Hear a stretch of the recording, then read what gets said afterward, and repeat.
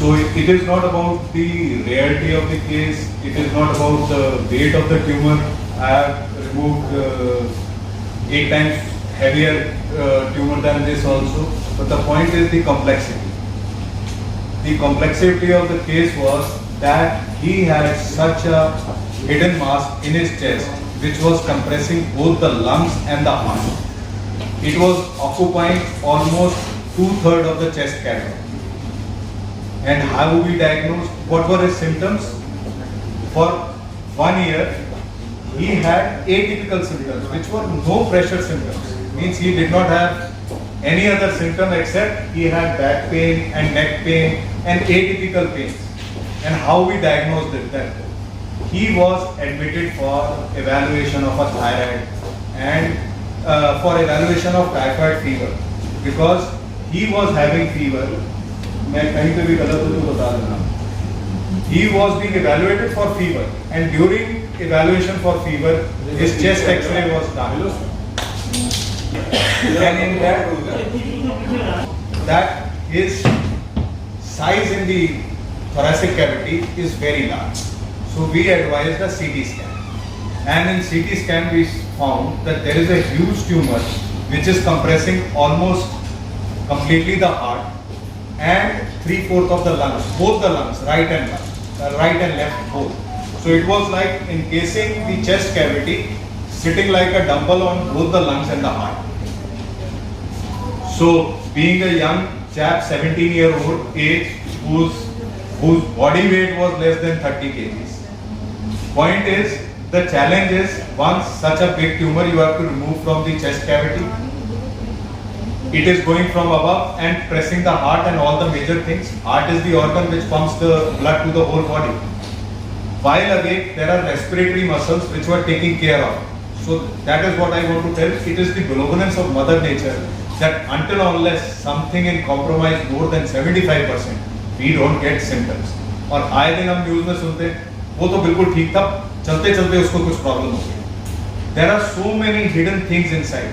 I then see because I am a cardiothoracic, तो वो कोई कहता है तो वो तो बिल्कुल ठीक था, एकदम उसको हार्ट अटैक हुआ, सडन अरेस्ट हो गया. सब वो तो बिल्कुल he had a pretty good lifestyle, he was exercising. This guy was also going to the school. But एक हमारी बॉडी एक रेड फ्लैग रेज करती है जिसको हम नकार देते हैं. इसके अंदर रेड फ्लैग्स क्या थे? एटिपिकल पेन जाता था, वो नेक की तरफ जाता था. ये उतना खेलता नहीं था, थोड़ा सा वो, तो इसको वो सिम्टम्स नहीं आए. But when we removed this tumor, it weighed 1.9 kg, 1.92 to be very precise, 2 kilo का. But the gravity was not that. Challenging part, सबसे पहले anesthesia. Normal respiratory muscles होते हैं तो they were taking care of. Once we give anesthesia, those muscles are paralyzed. So this weight will compress both the lungs and the heart. So blood की circulation और respiration पूरी बंद हो जाएगी. So that was क्या anesthesia से पहले आप तैयार रहें कि सपोज ये चीज हो रही है तो उसके लिए हमें प्रिपरेशन, उसके लिए हमारे आर्टिफिशियल हार्ट लंग मशीन हो रही है.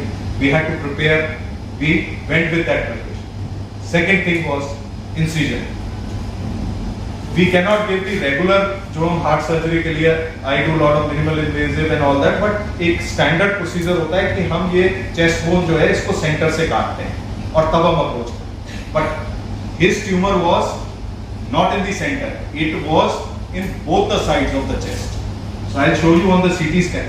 So we gave a different kind of, we formulated a different kind of incision.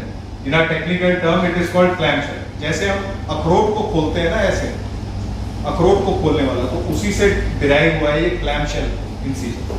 तो हमने इसके यहाँ पे मिडलाइन से यहाँ पे फोर्थ जो हमारी इंटरकॉस्टल स्पेस होती है वहाँ पे इंसिजन दिया और इसको काट के एक स्पेशल रिट्रैक्टर से हमने This is the dimensions of the tumor. नहीं वो हाथ खड़ा वो वाला दिखाना है ऐसे पकड़े हुए वाला. Yes. So आप ये देखिए the bulk. वेट किस वजह से नहीं लग रहा? क्योंकि जो इसकी बायोप्सी निकली that is thymoglobin. इसके अंदर फैट सेल्स बहुत ज्यादा होते हैं. ओरिजिन इसका क्या होता है? हमारे अंदर हर एक के बॉडी के अंदर ये थाइमस ग्लैंड होता है. ये यूजुअली जैसे जैसे एज होता है ये छोटा होता है. इसके केस में क्या होगा? ये बड़ा होता है और ये ग्रेजुअली जैसे जैसे इसकी एज बढ़ती जाएगी ये इसका वेट और बढ़ता जाएगा. इसको ग्रेजुअली सिम्टम्स आते रहेंगे. We were lucky, I would say, and luck was with his side. We discharged him on the 6th day. छठे दिन हमने सर्जरी के बाद डिस्चार्ज कर दिया था. 2 दिन आईसीयू में रहा और he had chest tubes and all that. Initially, first day he was crying, he was not eating anything because of the pain and all that. But we boosted and I asked her mother to. We don't usually allow for long time in ICU because of cross infection, but we made her mother sit with the mask and down. You take a chair along with it and sit with him. And I think 5th day he started, 4th day, 5th day he started a little bit cheering up क्योंकि exercise spirometry क्योंकि lung इतने सालों से press था. अगर वो press रहेगा तो क्या होता है खाली cavity. If there is an empty cavity, there are adhesions which form, which never let the lungs expand further. So in future also, and he is just 17-year-old. In 17-year-old, we have to think of futuristic things. As far as prognosis is concerned, we were so diligent enough that we removed each and every fat cell and all that from the body, and chances of his recurrence are very bleak, less than 0.001%. So that was the intricacy. The intricacy, what I want with this press conference, there are so many hidden things in our body. So हमारा ये होता है कि everyone talks of investment, everyone talks about everything. Health is one such commodity in where you invest, you will always get positive returns. It will be negative, it will be never negative. जैसे Sensex का कहते हैं ना कि Sensex कभी ऊपर चढ़ रहा है कभी नीचे चढ़ रहा है. हेल्थ एक ऐसी इन्वेस्टमेंट है जिसके सेंसेक्स कभी नीचे नहीं जाएगा. It doesn't go by the market, it doesn't go by anything. It just goes by how vigilant you are, whether you are accepting your red flags or not, whether you are paying heed to those red flags or not. That is the main thing. I've explained it because I've done these surgeries and all that. It may sound, but yes, it was somewhere around 3.5 hours long surgery. Vital organs वहीं पे हैं, उसको कैसे? अच्छा, हम आगे से जा रहे हैं. There is nothing where we can hold. आप किसी को डिसेक्ट करोगे, विजन पूरी सारी विजन इस ट्यूमर ने वो करी हुई. You have to meticulously dissect from the chest wall, from the heart covering and all that. I will show you. Can you show the next one video? This is just after we had removed the tumor, and this is the heart and the lung. So you can say the lung volume, which is somewhere around 3.5 liters, was 500 cc in it. Next. This is how after removal and all that, we are trying to expand the lungs. Still the lungs have not expanded. Gradually, right now we got his CT done. No, we don't need that CT. So the whole gravity of the situation in a 17-year-old baby boy who has so much in future to do was hiding such a big tumor in his chest cavity which was compressing all the major organs. Heart and lung are one of the major organs. I don't deny kidney, liver, every organ is important. But this was one. Heart is one such organ which pumps blood to the whole body, on which all other organs survive. So I would now ask Dr. Anand if he has to comment during the anesthesia how challenging it was for him. क्योंकि मैंने इसको admit typhoid के through किया था, उसी test के दौरान इसकी चीज सामने आई. तो पहले मुझे लगा जैसे डिस्कस हो रहा था कि कुछ कैंसर टाइप का है, तो मेरा तो दिमाग ही नहीं गया था. लेकिन सर ने बाद में सजेस्ट करा, समझाया, तो समझ में आया कि ये चीज़ ठीक हो जाएगी. लेकिन जब तक ये इसका हो नहीं गया प्रॉपर, मैं टेंशन में थी. लेकिन सर ने मुझे सारी चीज़ें अच्छे से समझाई, उनकी टीम और उनके स्टाफ ने काफ़ी अच्छे से हैंडल किया. तो हमारी फैमिली काफ़ी टेंशन में थी इस चीज़ को लेकर, तो लेकिन आप काफ़ी हैप्पी है. Thank you so much. मैं बताता हूँ, पेशेंट के अंदर एडमिट हुए थे, सीटी हुआ था, मैं ऑपरेट कर रहा था, मेरे को फ़ोन कॉल आया फिजिशियन का कि आप जरा सीटी देखें. और immediately this is a protocol in our hospital कि कोई भी अनयूजुअल चीज पता चलती है तो you have to inform the concern department so that if there is any crisis everyone is informed. So CT scan से भी मेरे को फोन आया, बॉस बहुत बड़ा जो मेरा जो हेड ऑफ द डिपार्टमेंट है हमारे सीटी स्कैन के, बॉस ये बहुत चैलेंजिंग हो रहा है, बच्चा है उसमें बहुत बड़ा ट्यूमर। फिजिशियन का फोन आया, मैंने कहा मैं अभी ऑपरेट कर रहा हूँ। When I went to the room, तब तक फैमिली को आइस ब्रेक कर चुके थे फिजिशियन, एंड ये बताने गए शी वाज क्राइंग। किसी का भी बच्चा, और सडनली आप उसके सामने कहोगे टाइफाइड के लिए आया, फीवर के लिए आया, और उसको ये बता दो कि आपके छाती में इतना बड़ा ट्यूमर है जो पूरे हार्ट को और लंग को वो कर रहा है। It is not easy. Even as doctors, चाहे हम अपने प्रोफेशन में लिए, कोई भी हमें आके कह के जाए ये problem, we get taken aback, we are also human beings, हमारे भी sentiment. And I saw her, she was crying, she was not eating, she did not utter a word. तो मैंने कहा अभी कुछ नहीं करना, आप घबराओ नहीं, दैट इज ऑल। ये अगर किसी चीज का, किसी प्रॉब्लम का सोल्यूशन है, so it is not a problem. It is not that कि फर्स्ट टाइम हम ऐसी सर्जरी कर रहे हैं, वो हमें मालूम है इसका टाइम टेस्टेड सोल्यूशन है, हमें प्लानिंग करनी है।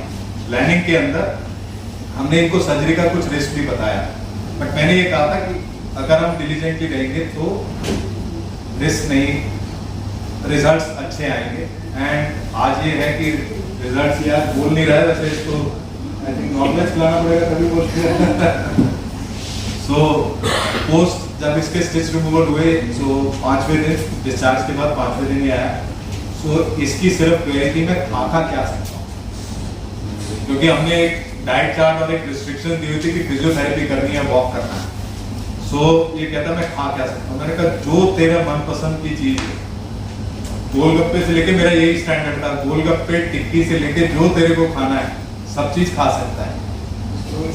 दैट इज हाउ मैंने यही बोला था। मैं फिर भी सर से कह रही थी इसको मत बोलो क्योंकि बहुत खाता है बाहर की चीजें, मगर इसको ऐसे बोलो जो डाइट चार्ट के हिसाब से खाए। तो सर मैंने इसको बोला नहीं, जो बिकॉज बॉडी उस वक्त रिकवरी फेज में, we need lot of protein, we need everything, और जो अंदर से बॉडी उस वक्त चाहिए। हम एक हफ्ता करते हैं, हम कुछ नहीं देखते हैं कि कुछ भी डाइट है, because we need body to have energy, and energy comes from the food and right kind of. Thermometer या पैरामीटर नहीं है, ये ग्रेजुअली ग्रो करता है। It must have been For weeks or few years. it would have been for 1.5 to 2 years minimum, जिस size में ये grow.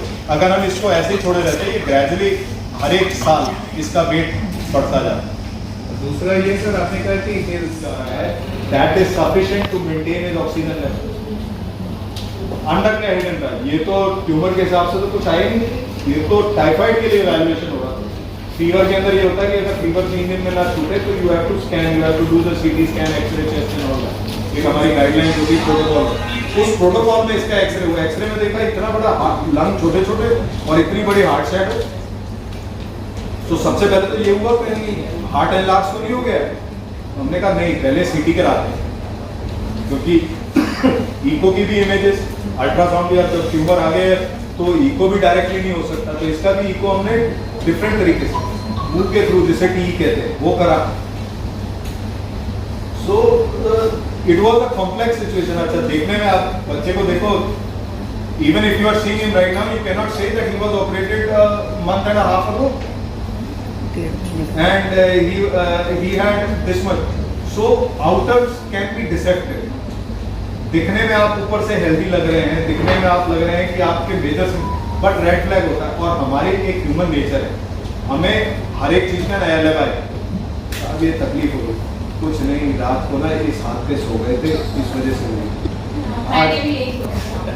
मैं आपको बता दूं, नहीं दूसरा डकार आ रहा है। आज यार सीढ़ी चढ़ते वक्त ना कुछ वीकनेस हुई, थोड़ी सी सांस में, तो ना ऑफिस में बॉस ने आज डांट दिया था, रात को बीवी से लड़ाई हो गई थी, इस चक्कर में होगा मैंने 2 कॉफी एक्स्ट्रा पी ली। So we try to find alibi for it.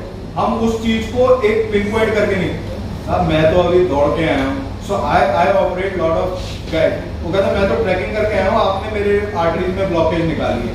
मैंने कहा ये ब्लॉकेज मैंने नहीं निकाली है, तो सामने है एक्सरे जो आपका। कहता मैं तो ट्रैकिंग करके आया हूँ। मैंने कहा इसमें आप अपनी वो नहीं करें, गॉड इज बेनेवोलेंट कि उसने आपको प्रोटेक्ट करके रखा, और उसने आपको इतने बहुतायत में दिया हुआ है कि आप उसको यूज कर रहे हैं। आप वो रेड फ्लैग रेज हुआ है, मैंने कहा आप आए तो हॉस्पिटल में इवैल्यूएशन करने, कुछ ईसीजी में चेंजेस आए, तभी तो हम आगे स्टेप पे बढ़े। तो इसका मतलब heart is not feeling all right, lungs were not feeling all right, but हम उसके एलिबाइड होते थे, कुछ नहीं, ये ना बाहर का खाना खाता है, इस वजह से इसका मन नहीं लगता है, इस वजह से इसको ये, सो हम एक एलिबाइड ढूंढते हैं। तो सर ये कारण क्या था, बट का रूट कॉज? इसका सर ये स्पॉन्टेनियस इसका कोई कारण नहीं होता है, इसको हम इडियोपैथिक कहते हैं। किसी के केस में ये ग्रो करने लगता है, जैसे cancer cells. What does cancer mean? Cancer means कि growth at exponential level without stoppage. तो ये थाइमस ग्लैंड होता है, यूजुअली क्या होता है 5 से 7 साल की उम्र में इसको रिग्रेस करना शुरू होता है। हमारे इसमें इम्यून सेल्स होते हैं जो इसको सप्रेस करे रहते हैं। कुछ केसेस में स्पॉन्टेनियस, इसका कोई डाइट से कोई रिलेशन नहीं है, इसका कुछ जेनेटिक प्रोपेंसिटी होती है, उस वक्त कुछ हुआ जिसकी वजह से ये सेल्स एकदम ग्रो करने लगता है। सर ये क्या पहले केस आया इस तरह का, या ऐसा पहले भी आ चुका है कोई केस?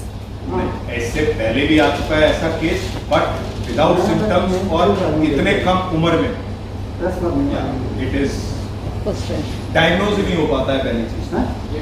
मोटा मोटी इसका डायमेंशन